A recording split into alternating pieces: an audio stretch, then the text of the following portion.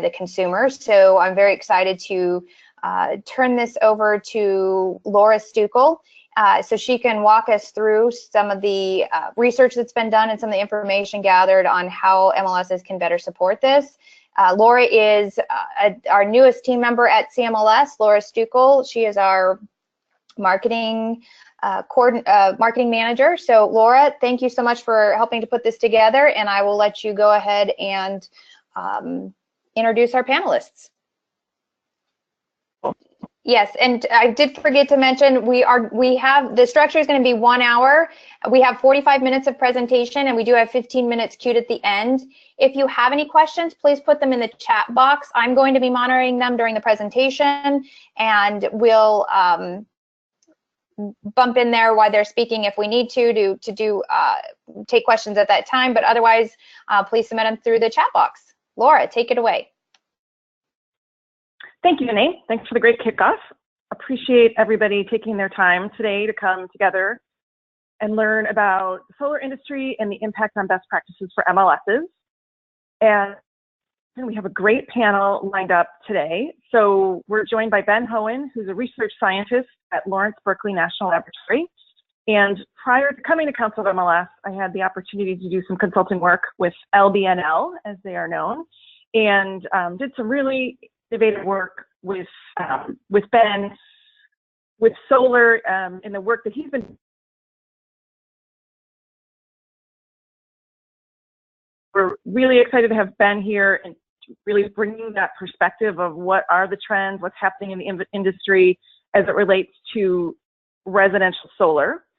And then we're also joined by Meg Garrett from the New England Real Estate Network in New Hampshire, and also covering other states in the Northeast. And also had the pleasure of working with Meg on a project that was seeded by the LBNL research, which is taking the solar data and looking at a way to really amp up the user experience. So we'll have Ben talking about what's happening in the industry. I'm going to be doing a refresh of some great resources that are out there, some best practices tips, and then Meg is going to be sharing the Niren story to show how those fields get implemented and even some best-in-class practices to inspire us all. So without further ado, we're going to get into our panel. I want to do just a quick setup as we transition. And my slides are not advancing. There we go.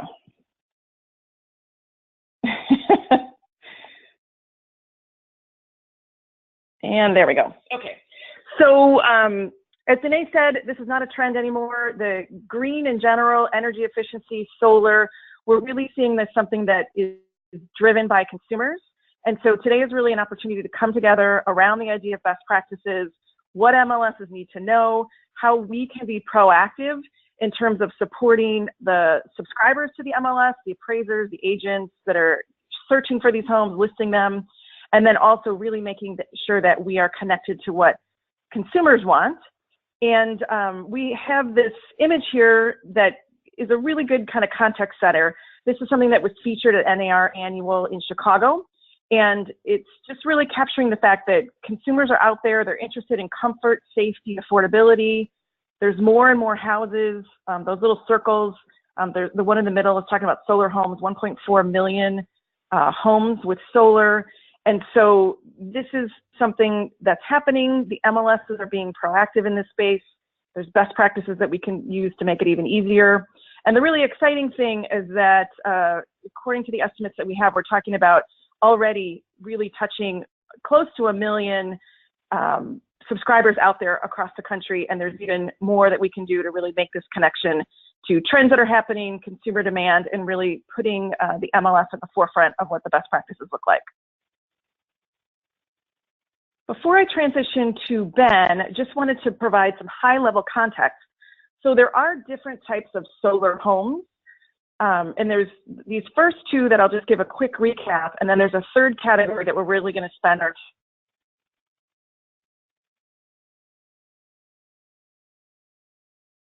built architecturally to take advantage of the sun. That's what we call passive solar. And that's just like a split level is designed to be a split level, and it's different than a colonial. A home that's built architecturally to be a passive solar home at the highest level has two key things. One is that it has a set of windows that allows that sun to come in during the day, and you see that in that image on the left-hand side. And then the other key thing is that there's some kind of major concrete mass that then is absorbing the sun and heats the home throughout the rest of the duration of the day once the sun sets. So that's architectural type. We're not talking about that today. It's fascinating. There's good information you can get about it.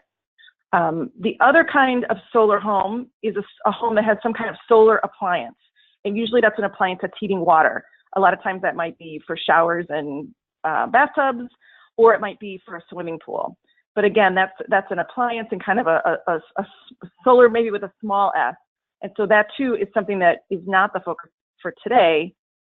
What we are going to focus on today is homes that produce their electric power using a solar system. So solar power production, photovoltaics, also known as PV. And so that's a whole home system, and it's on a bigger scale. It's a bigger investment. It's a bigger output of power. And so that's why it kind of becomes a unique animal when it comes to buying and selling a home that has an electric power production system. So with that, I'm going to transition to Ben to give us some perspective, LBNL's great insight into what's happening in the market, and then we'll come back and talk about what the implications are for MLSs. So Ben, I am going to, sorry, one more slide. The other key focus is that Council of MLS is there. We've got some great resources. We're going to cover them today. And one of the handouts that you have is the CMLS green sheet, which goes in detail about the resources through the Real Estate Standards Organization, RESO, and then also through Council of MLS to make it easy for MLSs to quickly figure out what is most important. And the thing to really take away is that this is not a trend. Consumers are asking for it. It's out there in the market. The key support that MLSs can push is making sure that we have accurate valuations and smoother transactions. So that's what we're going to walk you through today. And with that, Ben, you're on. And if you want to add anything else, if you want to do anything else to introduce yourself, and then we just appreciate the opportunity to collaborate with LBNL, and we're eager to hear what you have to share. Great, thanks so much, Laura. It's a pleasure, and I think I want to move into that passive solar house. That's a really cool looking house. But yes, I am going to be talking about solar photovoltaic systems, PV. You'll hear me use that abbreviation lots of times today. I don't know if I even can catch myself anymore. So we're going to be talking about PV, and I want to cover a little bit about the solar market and then try to make the link from the broader solar market back down to individual houses, because obviously that's what we're talking about today, and how those houses are represented in the multiple listing services. So if you will, I'm not sure who's running the ship here, but if you'll advance the slide, perfect. And just to note on my end, everyone, the bottoms of the slides are cut off, so I can't see the slide numbers. I don't think that's going to affect any slides, but I will note it if I see that it does. So what you're seeing here is a very simple figure, just talking about the number of installations, which is shown on the left axis, and the total cumulative installations, which is shown on the right axis, of residential solar systems. So these are the PV systems that are installed on folks' homes. And I think Laura mentioned 1.4. As of today, we're at about 1.5, I guess, as of the end of 2017. And based on a variety of different estimates for the future, it looks like that is going to continue to grow. So there are estimates now of around 3.5 million homes by 2022. Not very long time to go through. And so why is this happening? I mean, why are we seeing this enormous growth? Well, one of the main reasons why is because the prices of solar systems, which means the panels themselves, and there's something called an inverter in the house, and the rest of the installation costs have been generally going down. The big decrease has come from the panels and the inverters. We've seen almost an 80% drop in the values, in the prices of those over the last 10 or 12 years. And we continue to see those drops even in this year from last year. As well, we have federal incentives that have been, despite all the turmoil that seems to be going on in DC, we've got federal incentives for solar systems to provide people with some money back. And as well, state incentives have been stable and fairly generous. So that's driven a lot of the demand. The final piece of the puzzle is financing options. So at this point, most homeowners can find a way to either own the system or have someone else own it, and we'll talk a bit about that, and not pay virtually any money down. And this has created a great deal of opportunity for those that want to install solar but previously didn't have the cash to do so. So if you go to the next slide. So not all the systems are distributed evenly around the country. The big winner in terms of numbers of systems and total capacity installed is California. And that's just generally because they've had very generous state incentives for quite a long time. They took a very aggressive stance at this almost a decade ago. But other states are beginning to catch up. You can see here in New Jersey and Massachusetts, Arizona, and New York, these are all states that have a good amount of solar installed. And you can look at the rest of the country. It's only 2,700 megawatts, and we've got obviously almost close to that just in New Jersey alone. And New Jersey and Massachusetts combined. Now, these are megawatts. So what I'm talking about here is not the numbers of systems, but the size of the aggregate size of all the systems. And what that allows us to is to think about the amount of electricity those systems produce. If you go to the next slide now, what's interesting is the amount of electricity that all those systems produce is often calculated as a portion of what the whole state uses in electricity. And that's what you're seeing here on this figure. In addition to the residential sector of the market, which is the focus today, we're also going to be talking, I show on the slide utility scale and concentrating solar, which I won't be talking about. But look, for instance, at Hawaii. Hawaii has almost 8% of their electricity coming from solar, which is much more than California. Obviously, we've got a higher density of population in California relative to the number of systems. But California, Vermont, and Massachusetts are all about the same. At about 5% of their overall electricity use comes from just the solar systems installed on homes. So that's a pretty big amount of installations, and that obviously will continue to grow over the next 5, 10, 15 years. Next slide. So this is where I guess I'm going to pause, but first I'll tell you what you're looking at. What you're looking at is that same slide I showed before, which is total number of systems installed, but broken out by not just the state, but by individual census statistical areas. And these then are grouped into MLS areas. So the outlines here are actually the statistical area, not the service area for the MLS, but it does give you a sense as to the numbers of systems installed in various regions around the country that might pertain to your particular MLS area. The big winner is the California Regional MLS. No surprise, it's in California where we saw all those systems. We've got almost 250,000 systems as of 2016 in that area alone, but other areas are doing really well. Look at Bright MLS on the far right, covering New Jersey and Delaware and Maryland. As well, we've got other areas of the country that see pretty big numbers like MLS Property Information Network and NARIN to the north of it. So this shows that we're just starting to see higher penetrations of solar across the country, and it's happening in not just in California, but in other places. So I'm going to pause here. Danae, did you want to just check if there are any questions or anything like that? Yes. One, I just want to take a second, Ben, and tell you thank you for all your time that you put into this and working with us, gathering this. I know there's a lot of research and time and effort put into this. I really appreciate that.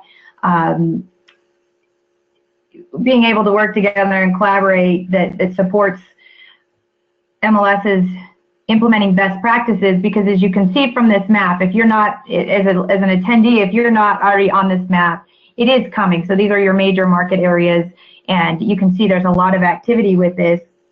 And so the more that we can do as MLS is to help be prepared and be proactive and be ready to take this information, because I think there's this ability, where do we get this information, how do we get into the MLS, but I think the fact that you're on this webinar and you're understanding what's happening and how it's coming and how you can support your local market is very important. So I appreciate everyone being on the call to listen and educate. And Ben, I really appreciate your time to put this together and work with us to highlight where several CMLS members are. I think all of these on here are CMLS members. So thank you. And I don't have any questions yet that have come in. I've got a couple of my own queued up, but I think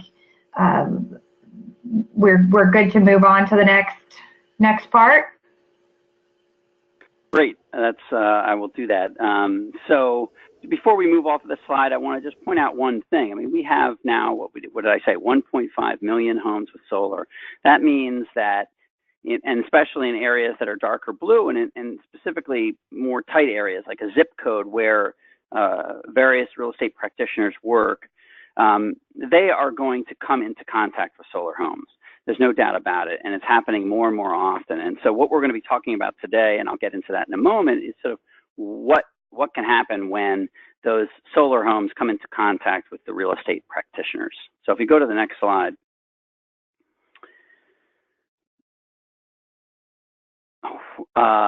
One of the big questions is, does this affect the value of the home?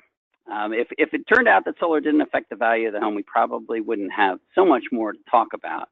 But it does affect the value of the home. There have been a variety of studies. I'm showing 6 here. I think there are now 8 different studies using slightly different data sets and sometimes different techniques that have all reached the same conclusion.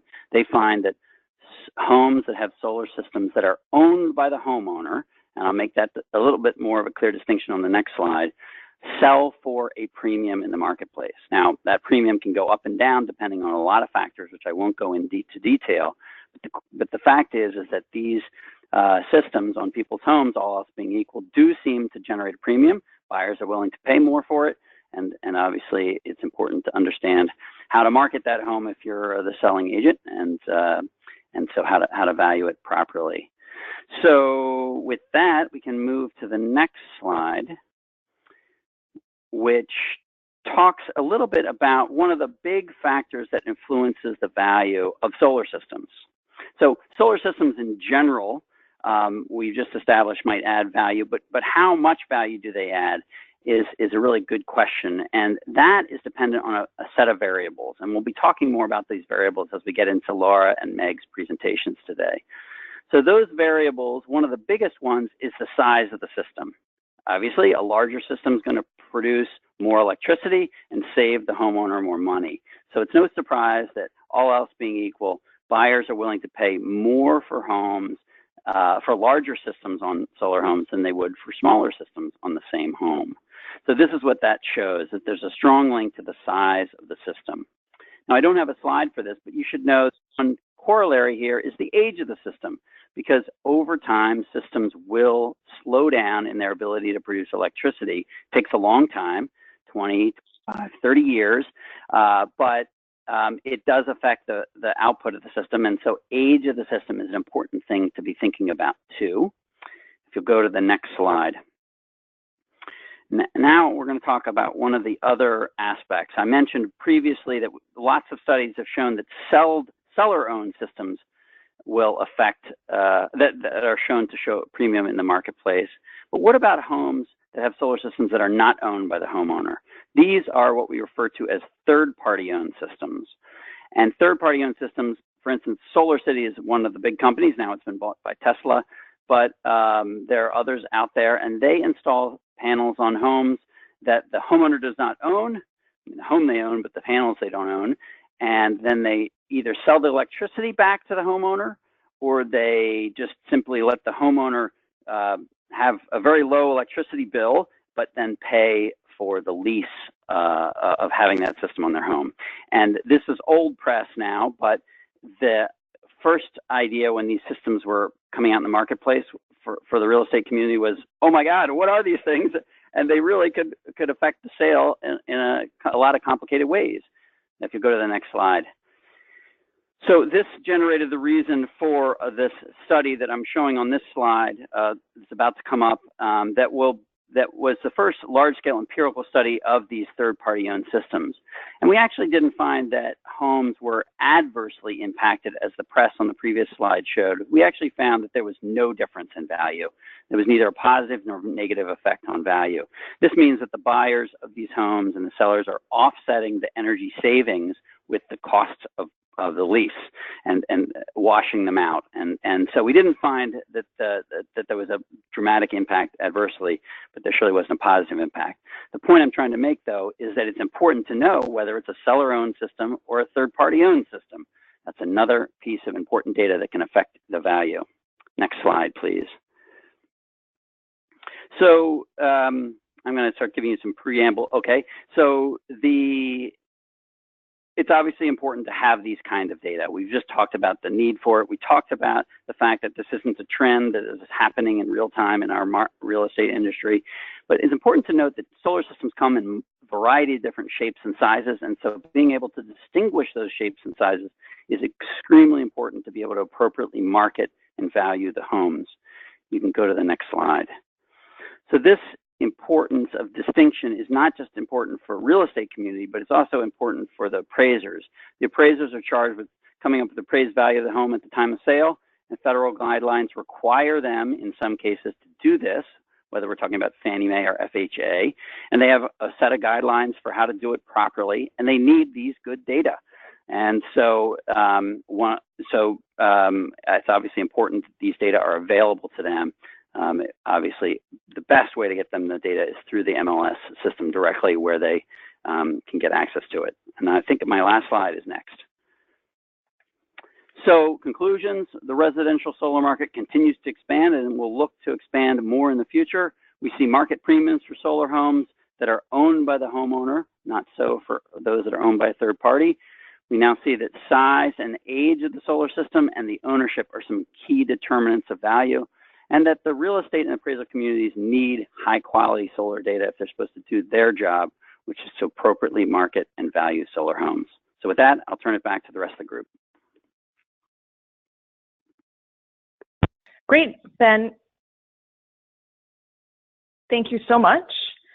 So as we do a transition here, I'm just going to do a quick recap, kind of building on the insight that Ben gave us about where the inventory is, what some of the expectations are of consumers, how sellers are trying to capitalize on the investment they have made if they own the system, what buyers are looking for.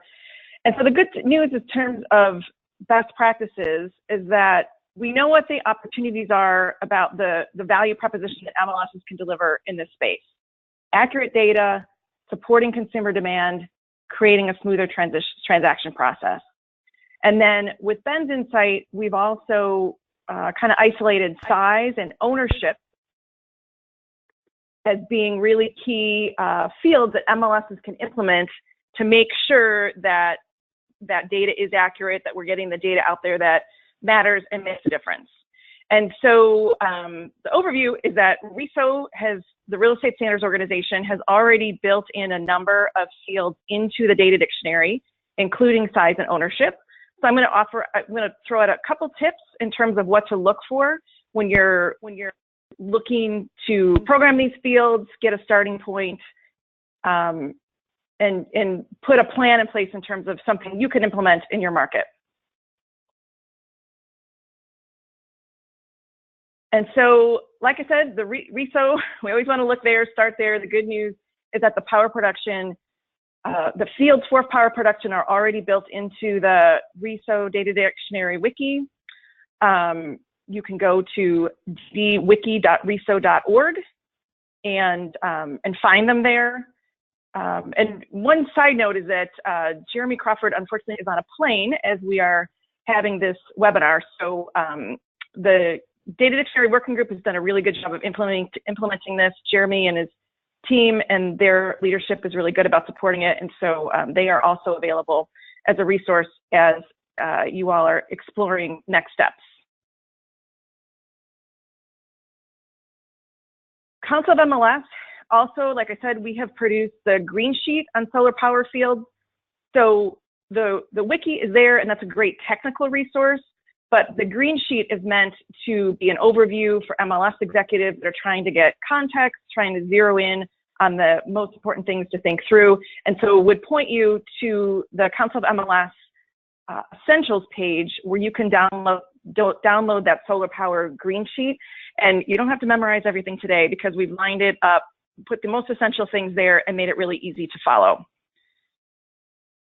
Some highlights from that green sheet, 4 steps. So 4 things to think about, and then I'm going to transition to Meg, and she's going to talk about how she actually implemented these steps. So in terms of ownership, what we found, especially in California, where there is a lot of solar, is that one of the things that boards of realtors are finding is that the sooner that ownership, whether the system is leased and it's personal property that's being transferred, or it's owned and it's real property that's being transferred, that distinction, the sooner that happens in the process, the easier it is for buyer, seller, appraiser, and the agents involved. So that's a great value proposition that MLSs can deliver by offering fields that relate to, in particular, ownership. So the good news, that field is critical. Those fields, electric and current financing, that's where the drop downs that represent the ownership information is listed. And so it's a very high likelihood that if you've already gone through bronze certification with RISA, which was one of the early levels, that your MLS is likely already has such a field available. So that's kind of low-hanging fruit, is to add, even if solar is not, on that map and coming on particularly strong in your market, that's a place to go back and get those drop downs into that existing field, so that ownership can be, ownership and financing can be reflected very early on in the process. So that's kind of the first call to action. The second and third steps, in terms of those more nuanced fields, those are most likely new fields. They're relatively new in the RISO data dictionary. They're part of the silver certification level for RISO. And it's likely that if you're not seeing a lot of solar in the market, those might not be on your radar screen yet. They're in the data dictionary when you're there to do them. There's a set of fields that can be implemented together. So Ben was talking about size, age of the system, how much solar does it actually produce. So that's all baked into the RISO data dictionary. When you get to that point, that's a more advanced step, but that's all outlined also in the green sheet in terms of what those fields are and how they get used. And then the fourth step in the process is to really make sure that the user experience is very solid. So not just implementing the fields, but also thinking about what's the process with listing input forms, what's the process for maintaining the listings, publishing property reports, and obviously with the connection to the consumer, making sure that whether it's CMA tools or a consumer-facing website, or however that data gets shared to appraisers, agents, and ultimately the consumer, that those fields are all aligned in those key areas. So there's much more to read in the green sheet, and I'll just also say that the Green Section Council is also a great resource within Council of MLS if you want to dig in and get more information about next steps in terms of implementing solutions in your market. So with that, want to just kind of tease out, we've talked about sort of the getting started practices and the best practices. Now we're going to transition and sort of inspire you with a case study from Niren, and I'm going to hand off to Meg here shortly. The document that I talked about that I had the pleasure of working with Ben Hohen on in 2016 was a document called Capturing the Sun. We worked with a lot of folks, I think even on this call, about really understanding what the opportunities were related to working with the MLS and really making the process better. And so this was a whole document focused just around the concept of we can auto-pop tax data into an MLS. What are the opportunities to do the same with solar power production data? So it's a pretty in-depth report. I think it's a good 70 or 80 pages, if I remember correctly. But there's some really good takeaways and some real blueprints that folks can follow if they want to not just make the fields available, but possibly also look at automating the process. So partners that are collecting information about these power systems can just send that much to a tax provider, much, like what we do with tax data today. So in 2017, there was some opportunities emerging in Vermont. And so LBNL connected with Niren, and they were good enough to explore a pilot to look at not just what it would take to implement the fields, but also take it to the next step and get some help on automating the process to get the data there. So with that, I'm going to turn over to Meg. And one of the things I failed to mention as I was doing the earlier introduction is that Meg is the fearless leader of the CMLS Green Section Council. And so that's a group that meets about every 6 weeks. And we would, like I said, we'd welcome anyone that wants to learn more or add their experiences. But Meg does a great job leading that group, and then also has this opportunity of really having this exciting case study in terms of a best-in-class process for not just implementing fields, but also automating the process of getting data there. I can hear I'm throwing a little feedback here, so I'm going to mute out, and we'll pass it on to you, Meg. Thanks for joining us. Great, thank you, Laura. Before we advance to the next slide, I just wanted to mention that I'm not just the PR person delivering the content. I have been greening the MLS since I walked in the door here almost 10 years ago. So I am the one on staff that has also implemented all of this information and data elements into our system. So if we want to go to the next slide, we'll get right into it. So we were in a unique position a couple of years ago in that we were switching MLS software vendors, which is always a fun project. But we took the opportunity to really align any and all of our database fields that we could with the RISO data dictionary standards. So one of the things that we did was not only change all of our metadata and field names through in the system, but we also then reflected that on our listing input form. So when we went through that process, the power production fields were not yet in place in the data dictionary itself. So we did implement those in the RISO standard format last July. We did have the ability to indicate if a property had the presence of solar, as well as various building certifications previously. So when we adopted the full set of power production fields, you can go ahead and advance to the next slide, thank you. We mapped the data over that we could that indicated the power production type as being solar, so that we didn't hopefully lose any of the data that was already in the system. So this is an example of what it looks like on our listing input form. We do have two different sets of these fields available. We have found that there are some properties that have more than one system install, and also some that may also have wind in our market area, so it made sense for us to add those as well. So next slide. So this is what it looks like in our listing maintenance system. We did create a couple of new buckets to house our green marketing building certifications and also the power production fields, because while this is a growing in the industry, there are still many more properties that don't have these. So for the end user experience, we built them out in their own buckets so that they could easily be passed over and moved along if a property did not fit with these particular criteria. Okay, next slide.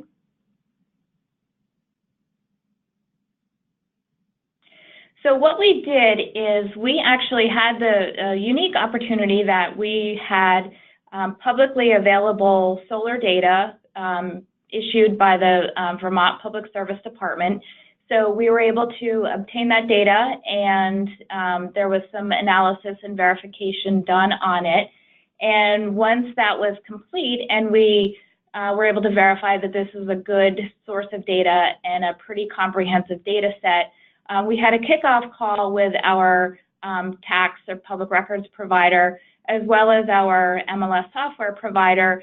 And we decided that because we already had the auto population process in place with our public records and tax information going into our database, that it made the most sense for our public records vendor to pull that data into their system and make that as part of the auto-pop process.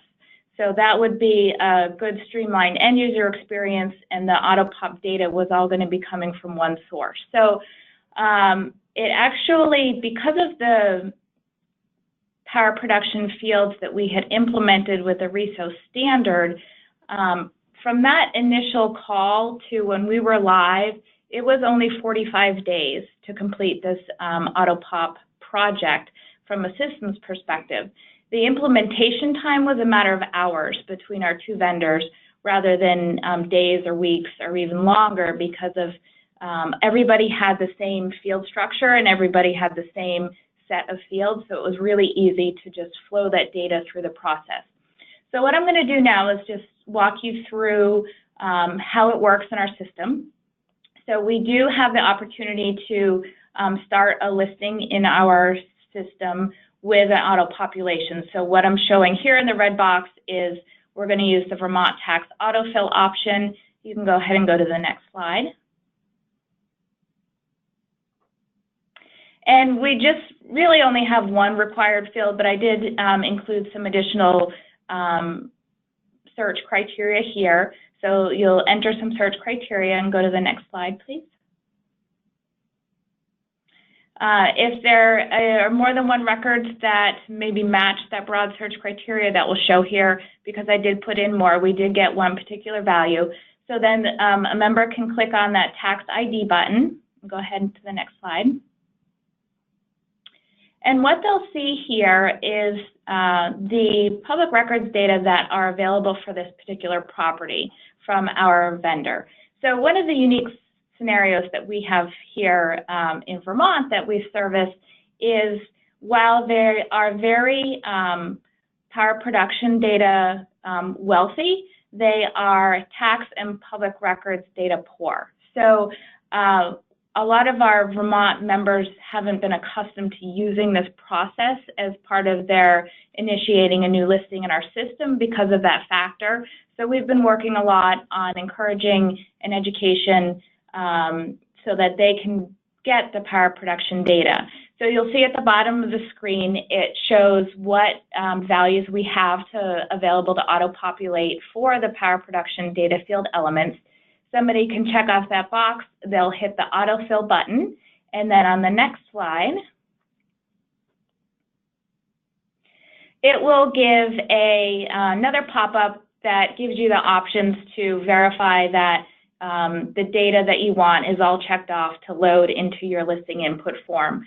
One of the nice things about the system we have is that any field that has a value in that field is pre-selected to auto-populate. So those are already checked off. We go ahead and hit save, and next slide. And this is what it looks like in our listing maintenance environment. So that power production bucket is now expanded, and this is the set of fields that has auto-populated. So we have the type, the location, the mount type, the size of the system, production, the status we did not have available to auto-populate. The year install, we have data available, but we're actually not auto-populating that because in Vermont, a certificate of public goods is issued, and we couldn't completely verify that the issuance of that CPG certificate was truly reflective of the year of install of that system. So we opted not to auto-populate that, but members can verify that information with their seller. And then we have a source auto-populated there as well. So if we go to the next slide. To complete the picture, as Ben and Laura also reiterated in their presentations, we have the other critical fields included under electric and our current financing field. So this is where somebody is going to indicate the type of ownership and some other attributes about the particular solar install that are available as important indicators. So go ahead to the next slide. So once the data has been in the system, that's great, it got in. So how are our members going to search for it? How are they going to find it? How are appraisers going to locate this data to help with their appraisal process? So we have standard search forms in our database, but they're all customizable to an end user. So we have the ability to add the power production fields to a search form, as well as a spreadsheet search results view. And we did take it a step further and create two new full property reports. One is for an agent green, and one is a customer green with appropriate other content appropriate for each audience there. These two reports are fully comprehensive. They have two sets of the power production field data. They have the three sets of the building certification data that we offer, as well as the green marketing field. So we did create two new property reports to provide a comprehensive picture on this. We also distribute this data, make it available in all of our third-party data feeds that go out of the office. So our listing syndication portals receive this data. We do have a public-facing website, and this data is included on displays there. It's included in an intra-office or back office feed, in our IDX and VOW, and maybe some specialty feeds for other products that our members may wish to utilize. So the output is in some ways just as important as the input, because people need access to this information. Next slide, please. So one of the things we're working to do, in addition to educating our members that this exists and encouraging them to use it, is to try and measure the impact this is having on our particular marketplace. So what I did, I was able to go back and do a little searching and analytics in our database, and notice that we had our first listing in Vermont with PV data entered on September 9th, 2016. So while the popularity of solar PV systems is increasing on properties, these are not always transacting yet. So we do expect these numbers to rise over time, but we wanted to see where we were at right now. We launched our AutoPop pilot on October 3rd of last year, and you can see we had, a fair amount of listings with PV data included on them in early part of 2017 when the market is hot, so to speak. And right now we're estimating that about 18% of the listings for Vermont that have an indication of PV data, about 5 of those use the AutoPop process. This is not completely validated, but the key indicators on this are that all of those fields are populated that are available to be auto-populated. So again, really grassroots initiative, reaching out to the agents that are listing these properties to make sure that they're aware that this exists. One of the things that we can do and are expanding on, just to give you a picture going forward, we have a data set of over 60,000 records in Massachusetts with PV data that we're working to go through the data verification process on right now. And so we hope to have that available to our Massachusetts members or Massachusetts licensees a little bit later on this spring. So we're continuing to seek out new opportunities and expand upon the data available in the pilot program. And we're also continuously educating our members on this. The NAR Green designation has seemed to have renewed interest in our market area as well. So we work with the trainers that teach that course to provide them with some of this data and help reinforce the fact that our members have access to it and that they should be using it. Next slide. I think that may wrap up my portion. Great, thanks so much, Meg. I will do a quick recap. Really appreciate Ben setting the context about what's happening in the inventory and in terms of the touch points with consumers. We have the work that Risa has done to make sure that this is all embedded into the data dictionary, and then Meg's great example of what's possible with implementation. So again, just as we wrap up, and I'll transition to Danae, and we can see what's coming through in terms of your questions. This is the time to start getting them into the chat box. But just a recap that implement the data dictionary fields and then make sure that you're aligning them. I think the example that Meg put out for us about not just getting the fields out, but making sure the forms are aligned, the property report, thinking through data distribution, that was all fantastic. Also, I wanted to just remind people that in the handouts box, we do have the presentation from today. So if you want to see the statistics that Ben shared, the screenshots that Meg shared, those are in the PowerPoint presentation handout. We also have the green sheet as a handout, or it is on our website under Essentials, so councilofmls.org, and then the Essentials page. And then also we have that AutoPop blueprint that Meg used as a resource as they were pursuing the idea of automating the process to get the solar data there. So that's an interesting read if you want to kind of explore the topic further, and that is also included in the handouts.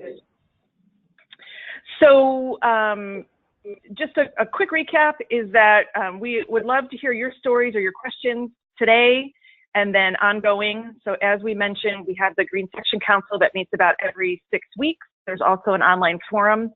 So if you'd like to participate in that, either to share your story if you're already working in this space or to come with your questions, you can contact us at info@councilofmls.org, and we'd love to get you connected with the. And then also remember that we do have several resources already published and then a big one that's coming. So as far as Essentials, we have actually 3 different green sheets that the Green Section Council has worked on. So the one we talked about today is solar power fields. There's also one about automated efficiency models. So if you're already familiar with automated evaluation models, an AEM is a similar concept but looks at efficiency tools. So that's something that we see emerging, and there's some great background information to stay proactive in that space. There's also the Home Energy Information Guide. So that's about third-party scores and certificates that verify the efficiency of a home. So that document provides all kinds of good background about what's happening in that space. Again, to stay proactive, stay ahead of what consumers are asking agents to pay attention to. And then the big thing that's coming is Earth Day is April 22nd. And so the Green Section Council is launching a Green Data Best Practices.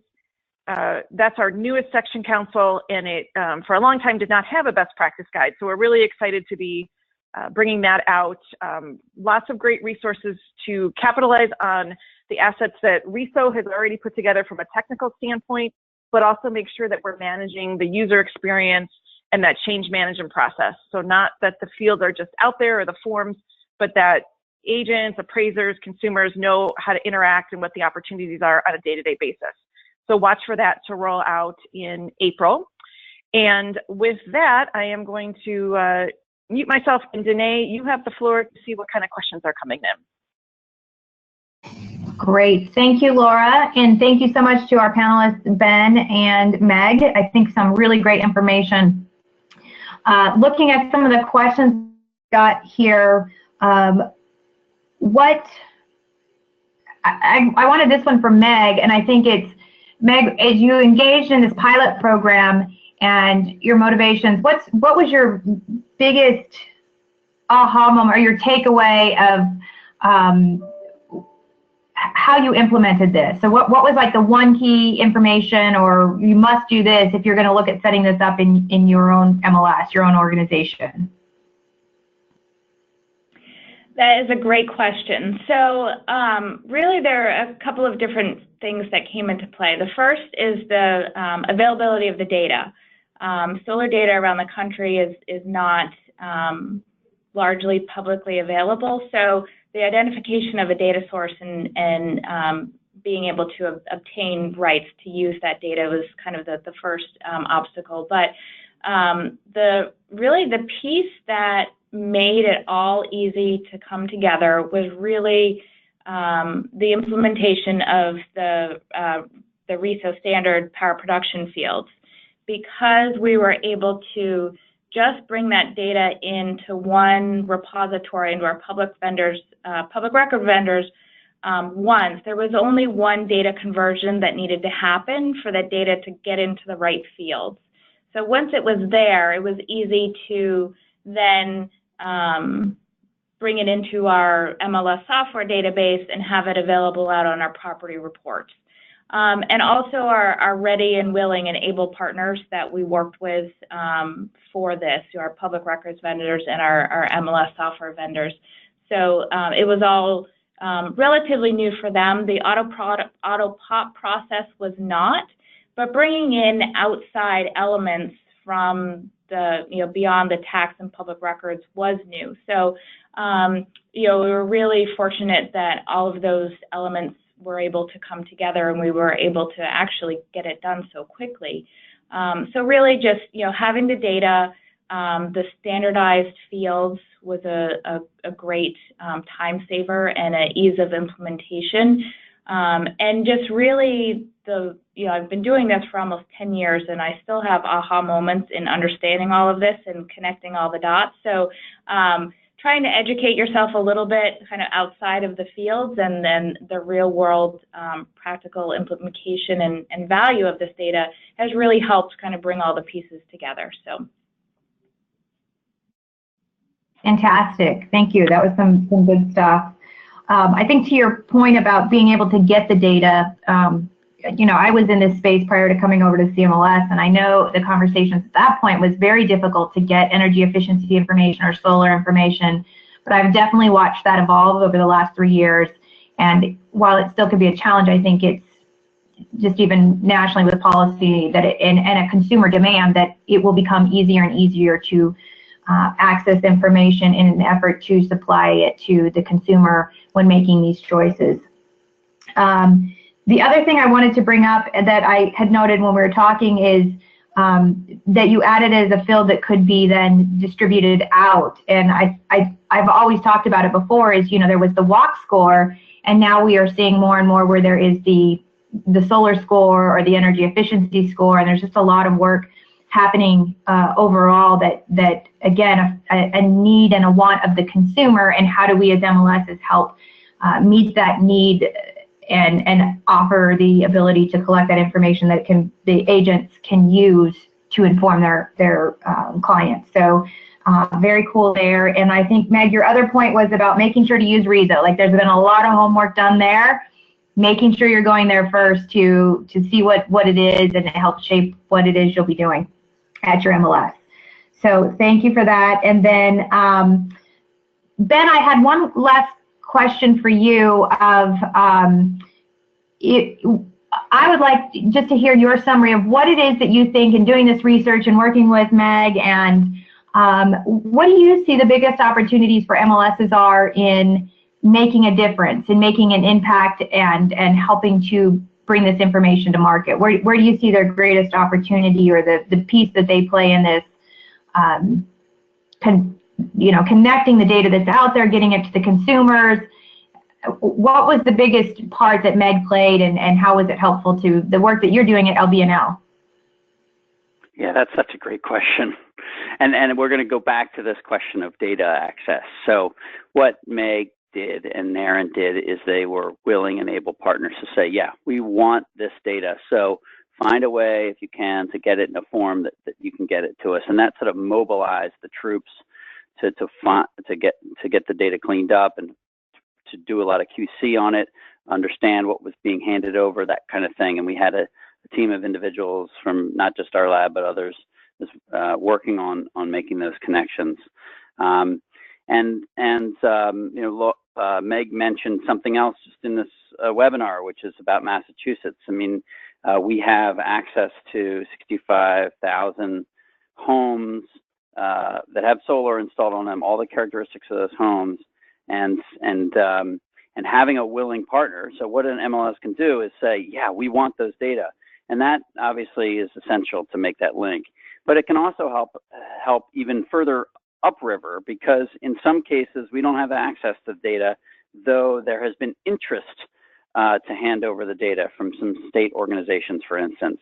And so for them to know that an MLS is saying, yeah, we really want this, we think it's extremely valuable to hand it over to our members, helps them feel comfortable that they have a partner at the other end. And so it's one thing for us as a lab to be calling and saying, hey, we have this great idea. It's another thing to say we have a great idea and we have a partner already on the receiving end of data. You know, let's try to make it work out. And in both of these cases, there's been no cost for the data, and hopefully that will continue. It's just a matter of everybody recognizing that these data have value. They're sitting on one side of the fence. If we can get them on the other, it will help everybody out. Great. Ben, were you just asking for additional partners? If people on this call are interested in reaching out to you and finding out how they can move it forward, is that what I just heard? Sure. Yes, absolutely. Absolutely. I mean, that's exactly what we're talking about here. It's awesome. Sometimes, yeah, that would be great. And some places we won't get data. We know that. In other places we have a shot. And it's a matter of kind of working through the process. Laura mentioned the capturing the sun document. There's sort of a variety of steps through there that you can kind of go through to figure out what data are available and how to ultimately connect it to the MLS system. So yeah, we'd love to talk more about that with anyone that's interested. Great. And so you'll see on there, we actually have included 3 handouts that are on the side that you can download, some of the resources that have been mentioned. We'll also make sure these are up on the CMLS website. And then Laura, if you could close us out. I had one other question in here, and I'm pretty certain that you are the best one to answer it, about are there any of the main consumer search engines pulling this data in from the feeds? You know, does it show the solar, the search option, or what we would call green fields? So where is the most common place that consumers are finding that now? And what you see is the trends, and then go ahead and close us out after that, and appreciate everyone's participation. You have to hit off mute first. Yes, okay, thank you. So as we're transitioning, one last recap, we think about best practices all the time. So today we explored related to solar, but there's some other ideas for everybody in terms of other ways that you can work with us and pursue best space or any one of our 8 best practice areas. So that question is a great one. It's a great one to close on. And I think it's kind of a slightly chicken and an egg and slightly a 2-part question. So there hasn't been a lot of data available. So I think it's always good to talk to those third-party resources. This is a consumer-driven area. They know that. I think that they've sort of struggled to figure out where the data is. So as our MLSs are adopting the standard fields and the data is coming from trusted sources, like the example we saw in NARIN, and you have it at a larger scale. I think it's also always a good reminder to make sure that they know that's out there. I know that's something that Meg has had in her feeds and is still kind of trying to get a handle on how much of that is being shared.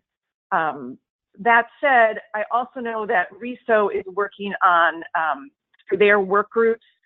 They have a data distribution work group. I think they call it payloads. And so they have already baked in these energy efficiency and solar related fields at the highest level into those standards in terms of what gets shared in a standard feed to those, particularly those portals. So that's something, I guess the answer is we can do a lot better. The resources are coming online like we haven't seen in the past. So we're going to be able to get even better that much quicker, but do make sure that you are having those conversations to make sure that all the pipes are connected. And then once we get a couple of those kind of in the queue, I think then it becomes that much easier for especially those consumer portals to just carry that on in additional markets. So we need a few people to be ringing the doors and making phone calls, but those connections are there, and it's absolutely critical that we have that whole flow of the information, especially just to make the transaction smoother, make that connection to consumers, and make sure that people know that we're always building a better marketplace and that the MLS value proposition is central to innovating and making sure that we're constantly improving the marketplace. So with that, I will say thank you to everyone for spending your afternoon with us. Hope you learned something, and keep in touch at info@cmls.org. cmls.org for more information. Thanks to our panel and to all of you for attending.